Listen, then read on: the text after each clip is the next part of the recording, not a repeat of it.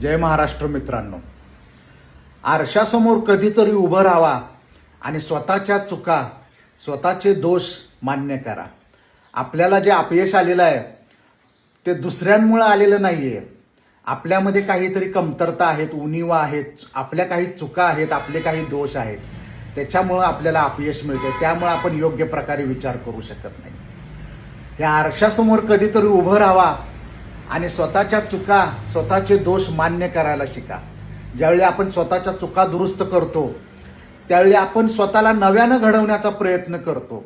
नवे विचार आपल्यामध्ये निर्माण होतात, नवी ऊर्जा निर्माण होते आणि त्या नवीन विचारांच्या आधारे आपण नव्यानं कृती करायला उभा राहतो आणि मग आपल्याला यश मिळतं.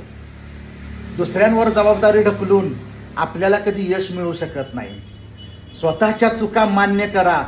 नवे विचार ज्यावेळी आपल्यामध्ये निर्माण होतील चुका मान्य केल्यानंतर, त्याच वेळी आपण दैवी स्रोतांशी जोडले जाऊ.